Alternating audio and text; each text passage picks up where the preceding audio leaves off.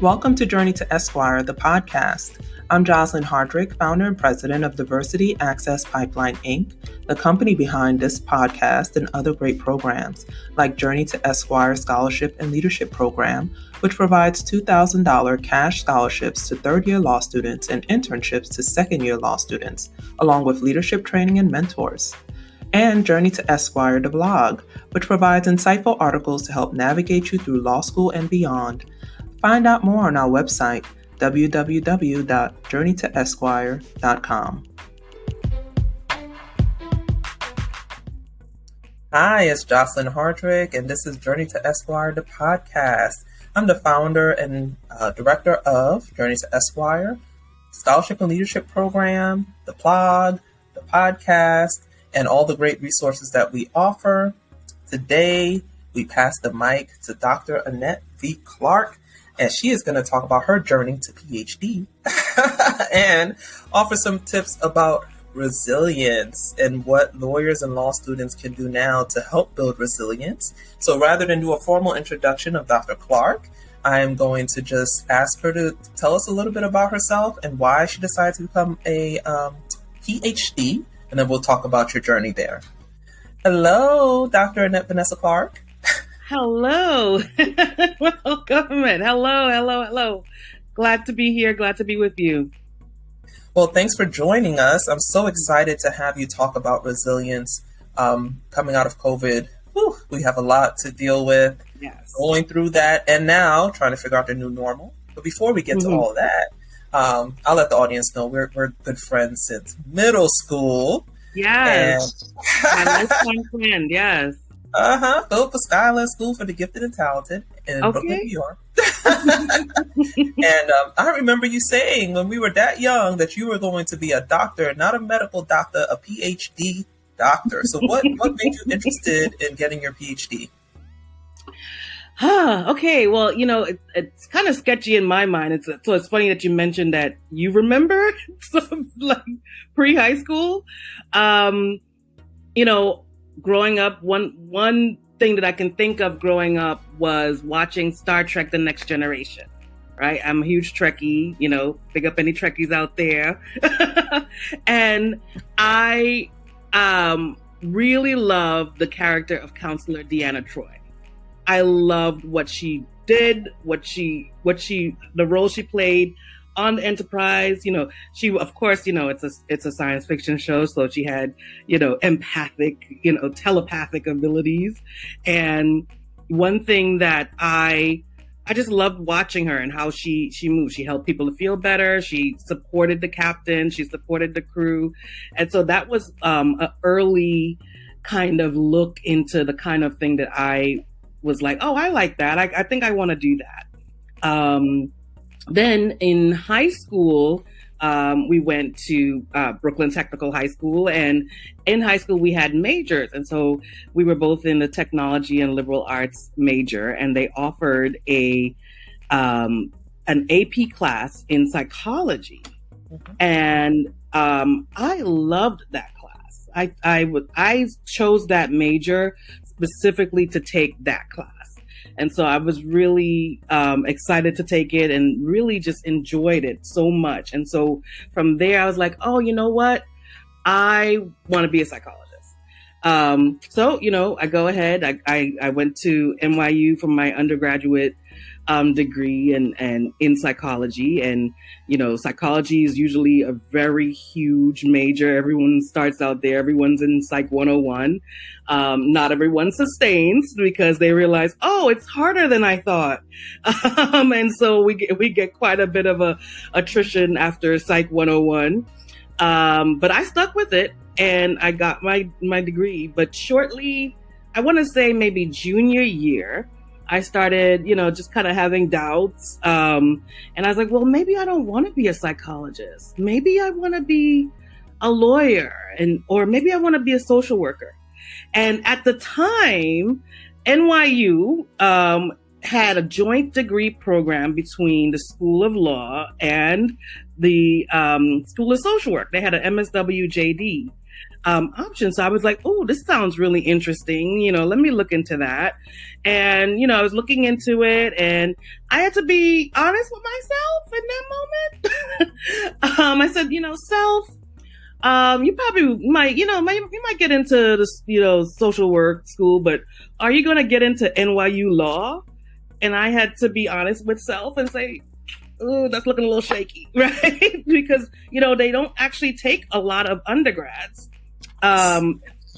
into their law program. And my grades were okay, but they weren't, I think that they I just wasn't competitive enough to be considered for NYU law. So I had to be realistic.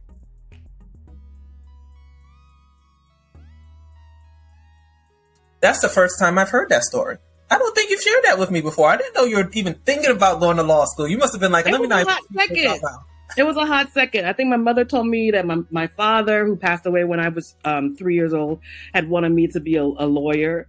But yeah, it was a passing, fleeting moment. And I considered it. And so it was, because my initial plan was to go directly into my doctorate after finishing NYU. And that's just not where life took me. And so, I didn't know it at the time, but there would be so much value in what I did between that time and the time that I actually started my Ph.D. And that would be a 10-year span between undergrad and starting my doctoral program. So, and in between I went, had a master's degree. I took the scenic route through that one. But what I wind up doing after that moment of truth with self, I was like, well, you know what? I think I'm going to complete my degree, and I think I want to check out what social services is like. And so I it was a little difficult right after, college, trying to find a job. And so I was, didn't have a job for a few months. And, I got involved with financial services because, I just was like, oh, I need to figure out how to deal with money. And, you were involved with, at the time, Primerica, and we started doing that together. And, that wasn't... We worked at Chase. We later worked at Chase. So... but in between Chase, I started working at Covenant House, New York, which is a homeless shelter for youth under 21. And I worked there too. I followed you there. Yeah. And did you follow me there? Were we there at the same time? I feel like something, because I can't remember if it was you first or I was first, but we seem to be following. Yes. For a while. Following the path, right? Mm-hmm. So I wound up there, and I loved doing the work. I loved helping kids. It was, really interesting to see, that most of the kids that were there were not really homeless or runaways, as I assumed, but it was just a lot of family conflict. And that would become really important later on in my career. A lot of family conflict, led to kids being kicked out or running away or, leaving and winding up in the shelter. But it was a very low paying job, and it was very stressful. And I, in my heart, believe that there were times where, the situation got really tense. The atmosphere was super tense at work that, they made people want to leave. And, so that was Covenant House. So I jumped from that to being a personal banker. I had with my licenses, and was able to, take the side gig doing financial services and make it into a full-time job. And so I started working at Chase as a banker. And what I loved, they put me in Harlem at a branch where most of the people were elderly, and they wouldn't really do much with their money. And so I could care less about selling people annuities and mutual funds. I could care less about that.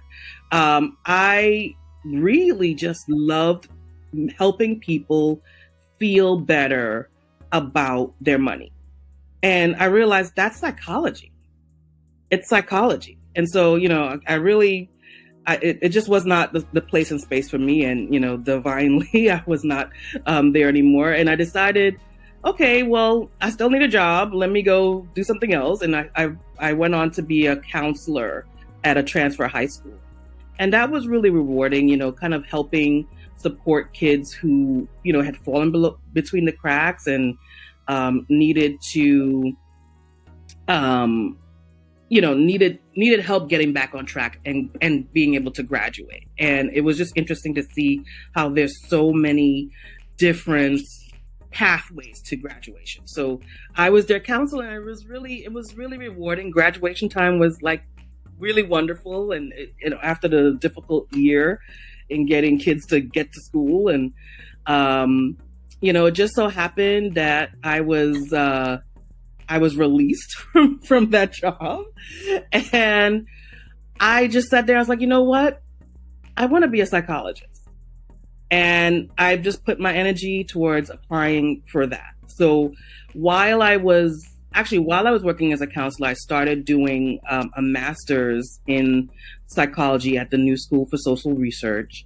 And, I went into that and I was like, I already have a general degree in psychology. Let me have a concentration in something. And so I did a concentration in substance use and mental health counseling there, and was able to do some internships. I did an internship at Beth Israel detoxification. And then on the side, I did a year working at a community-based program, outpatient program for people with severe mental illness at Columbia. It was a Columbia University Trustees program at the time that was affiliated with Harlem Hospital.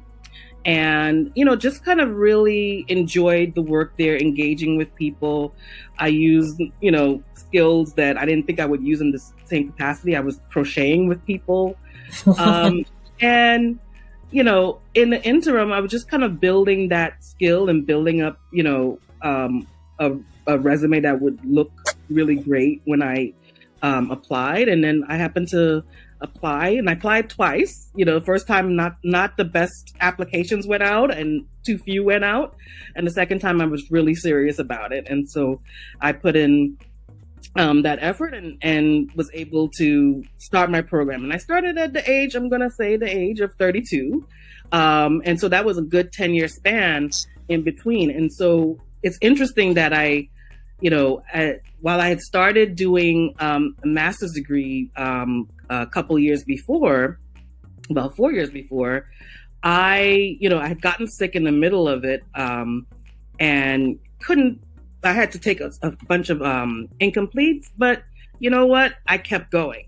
Something that I always, I've always had this thing where my favorite words are persistence and determination. And so I was determined to finish. It took me a while. I took the scenic route.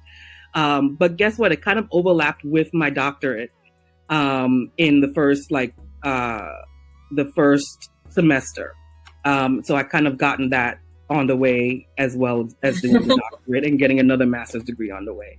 So, I was just like, I'm going to finish this. And, I realized that when you look back, some of the work that you do, you don't see how they connect, but you have to kind of draw the line for people. And, I talk to students about this all the time, that, how does financial services and, social services come together to make you a psychologist? Like, it's kind of weird, so you have to kind of draw the line for people. And, that's how it wound up for me. And, I wound up at a school. I didn't actually think, it wasn't my top school, and I didn't think that I would go to that school. I went to Palo Alto University, formerly the Pacific Graduate School of Psychology, and it was a professional program, lesser known name.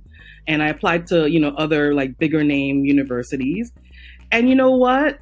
It actually was the best program for me. It came down to that school and another big name school, and in hindsight, if I had went to that big name school, I would not have been afforded many of the opportunities that I gotten picking up my life and moving to California, and doing at this program. I got exposed to so many opportunities, and I'm an extremely, extremely great program of intense, rigorous program. And in that sense, it really mirrors law school and entering law school. And it's so intense. And no one told me. I thought it was, I thought I was taking the easier route. Yes. So yeah, students that I talk to are definitely in that boat. Yeah. And that's why I like, our non-lawyer guests have been medical doctors, PhDs, that kind, because they understand the rigor. Now, Yes. I don't want to get into a battle of who's more rigorous. That's a losing battle, but it's all rigorous. We can agree about that. So briefly, what is your PhD in? So my PhD is in clinical psychology. All of my degrees have been in psychology, and I got a master's of science in clinical psychology and a PhD in clinical psychology, and I with an emphasis in diversity and community mental health. Oh, good, because we're a diversity program. So that's we always want to talk about. Very important part of my career. Yeah.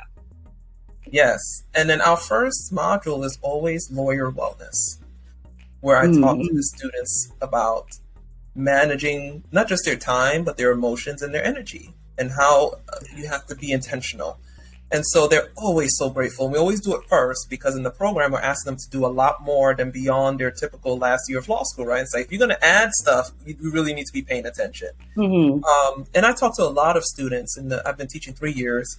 I get a lot of themes. Even today, someone mentioned this, they get their first grade or their first few grades and it's not good and they're really ready to give up. They're crying, they're heartbroken, and they're internalizing so much of this as personal rejection. So, and law students and lawyers have to deal with this. So since, you specialize in diversity and community and clinical psychology, what are your tips you have for law students and lawyers and anyone in a rigorous academic setting? Like you said, the financial, it's expensive. You didn't mention this part, but we all know graduate school is expensive. I purposely don't mention that part. It's expensive. It's rigorous. Yeah. It can be isolating, right? A lot of people like yourself and me move to a whole different state just to be able to go to a school that accepted you. Absolutely. That's a good fit. So let's go into, what are some tips that they can use? Well, I'll start first with, what I did. Right. By the time I got to the doctorate and, as I mentioned before, I took a detour in the scenic route, like I like to call it, through my first master's degree. And when I came to the program, I was super focused. I was super determined. One of my favorite words. I was super determined.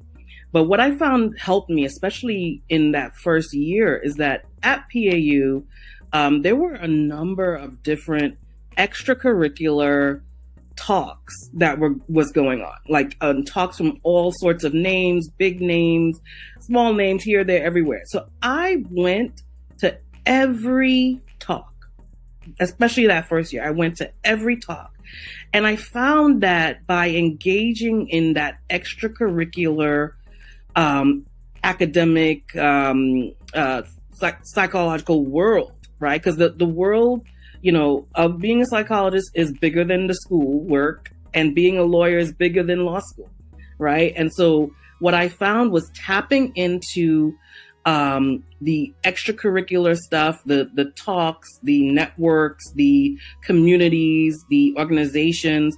That was really important for me to continue to remember why I was doing what I was doing.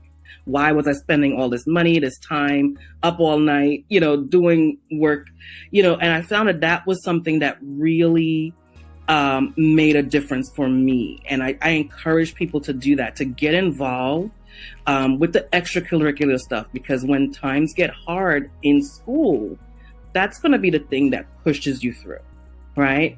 So that was one huge thing. And I think that's a really important part of, just kind of managing your stress, managing your anxiety, the problems that might come up around school, is by engaging with those people. Another thing I did is, all the work that I handed in, it was, as much as possible, it was something that I was deeply interested in. My dissertation was something that I was deeply interested in. It was about Black immigrants and an identity. And when it got tough, when I got sick of it, I was able to push through because it's something that I was deeply interested in. And I think that, if you're able to do that, as much as you're able to do that, then it's something that can push you through a program because you're doing things that you are interested in and you love to do. So that's just a little bit of what I've done. I think that, there's tips that teachers can do. And, to some extent, I'm not sure how many are willing. And I know that you probably are. And I love to hear that the first thing you talk to your students about is, self-care and that sort of thing. And I think that as teachers, we can be flexible, we can be understanding, we can promote an air of welcome. As a therapist, our foundation is building relationships. And I found that has helped me as a professor and in other facets of my life. It's about building relationships and connection. And it's important to be available to students and be welcoming to students and have them feel safe in coming to you, especially when they have a problem, and to be flexible. Now, that doesn't mean don't hold them accountable or don't give rigor, but I think that teachers can do that. What students can do is students can remember, hey, it's okay. It's going to be okay. It's not the end of the world. This one grade is not the end of the world. And you have to remember what your purpose is. Remember that you are here for a reason, and engaging in things outside reminds you of who you are as a person. Connecting with your family, who you are. If the advice that was given was, if you were in a relationship, figure out, are you going to stay together or you're not? Because this is not the time or place to have any drama in relationships. And I think what they can do is try to create balance as much as possible. Now, student life is not easy, and you might end up doing things and at times where you're like, okay, why am I up at 5 o'clock in the morning, doing this or doing that? But trying to create as much balance as possible, connecting with, the outside professional networks, but also your own communities, other students, go have a drink. My colleagues and I, we would go to the Chili's across the street from the school after like a big test, and we would drink, eat, and be merry. Right? That was the time. And so it's important to kind of have those connections. And, some people I met in school, I'm still in contact with. And those will be those fellow students of yours will then be your colleagues and people that you can call on when you're alone or when you need help and when you need support, you need to network. So that's important to kind of just remember that you're building those relationships now in school from the start. So I think that that's something that you can really do. So I think one thing I always say to people, especially my therapy clients, and it works across the board. Practice, right? Practice the art of self-care, right? Practice taking a moment. Sometimes, it's about switching your mind to thinking, to being more flexible in your thinking, to being able to allow yourself to make a mistake and say, oh, you know what? That didn't work out this time. I'm going to do something else, right? It's a cha-cha, one step back, 2 step back, 1 step forward. You just keep moving. So I tell people sometimes, you want to try to develop those healthy habits. Obviously, things like organization and time management, would be really helpful to you.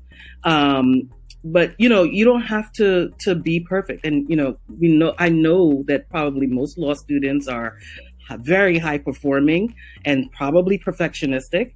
And, sometimes when those people meet a challenge that they never encountered before, or things have always been easy before, it may be really difficult for them to kind of manage. And I think it's important to remember that, your story is not written. It's not how you start, it's how you finish. And you have to like pivot sometimes, one way is not working, you try another way, and it's not the end of the world. And there's a way for you to, continue forward. Right. And sometimes you have to get creative about how you approach your education and career. They can say what they want to say, but we're going to, you have to be confident in yourself to be able to get to the next place.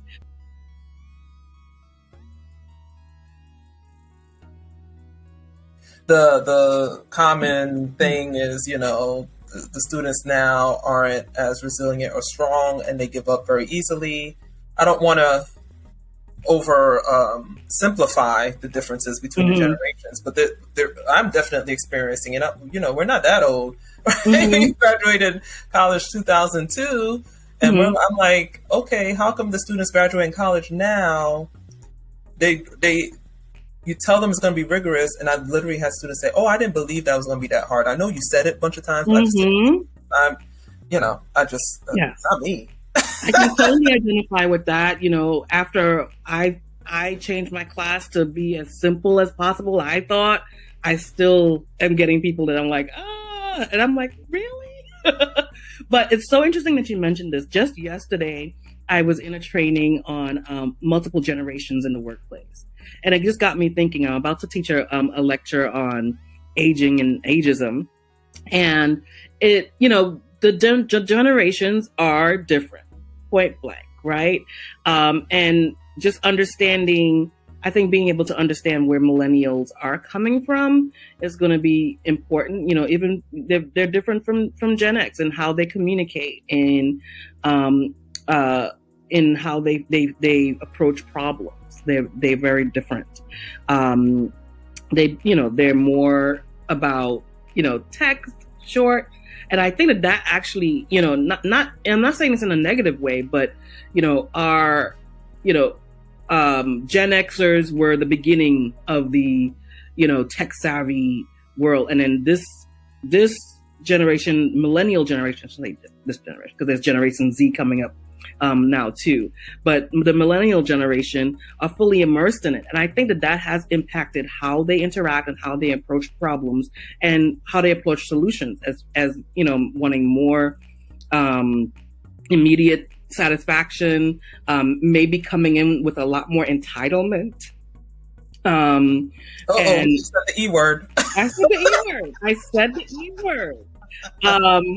And okay, don't turn off the podcast, millennials. Okay, we're getting to the part where you learn how to communicate with the rest of us. And so I don't have it in front of me to tell you, but there are some distinct differences, but there's also some real there's also some real positive. And I think that it's a matter of understanding what their upbringing was. I had to describe what a latchkey child was 2 times this week. And people literally did not know what that was because they just had a different upbringing, right? And so I think being a latchkey child helped me to build resilience and to build, a certain power of, trying and doing in a way in which kids that grew up with helicopter parents had a different experience. So that's not to say that, it's necessarily a terrible thing for millennials, but I think that things that we used to never focus on are being focused on now. Being more relational would help more. And I think that the way in which the different generations seek relationships are different as well. And so, yeah. So I think understanding the differences, and working with that, right? Because there's plenty that previous generations, even before us, can show to newer generations. It's not just, oh, my generation is better than yours or anything like that. But, there is a way for us to work together. And so, in the millennial generation, they are very outspoken. They are very involved, and they're more aware of certain things that previous generations never spoke of. In particular, things like mental health, speaking up for yourself, standing up for justice, that sort of thing. And so those are really important factors here that can play in to supporting them in the classroom as well, or through programs like this. And so I think that just that awareness that they bring is really important. And so it's important to listen to them. But I think it's also important that, hey, these programs are not for the faint of heart. Yeah, These we do have to programs, remind them that. Yep. yeah, these programs do take you to another level, and so it's important to figure out that the program and your performance in the program is a reflection of how well you're able to navigate the program a lot of times, and not a reflection of the kind of person that you are. Like a B doesn't mean you're a terrible person, or a C or a D or whatever. It just means, hey, I gotta try it again. I'm gonna pivot. I'm gonna try a new strategy. I'm gonna go talk to the professor to find out what I can do. I think that's an important thing for students to be able to do, is to not keep it in, but to talk professionally to professors and in trying to navigate these programs. Another big issue I must mention, obviously I'm a psychologist, is that, sometimes when you're going through difficulty, and law school I'm sure is difficulty, things that you may not have noticed before, if you had a predisposition to mental illness, it may rear its head now, it may act up now, and it may be important to plug into the proper mental health support and treatment to be able to manage yourself. To be able to manage yourself and to be able to manage in the program. So, that could mean making sure to seek psychotherapy, seeking psychotropic medication as needed, as well as understanding, hey, do I need to take a break from school? Do I need to, talk to my professors?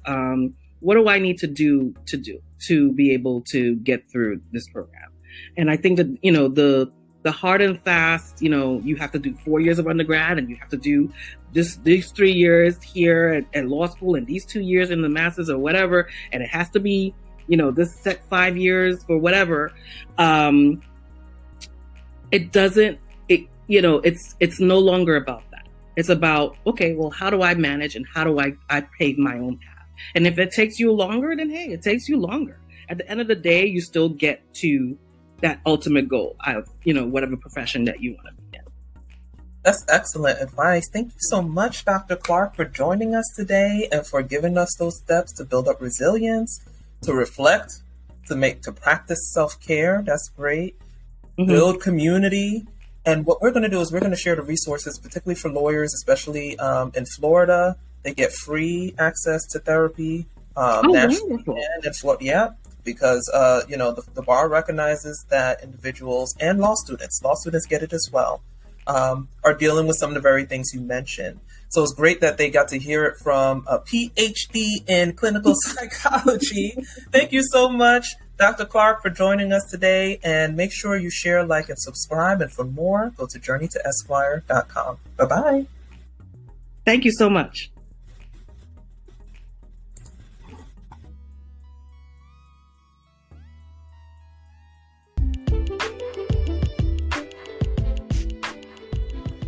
Thanks for tuning in to another great episode of Journey to Esquire, the podcast. Support, share, subscribe.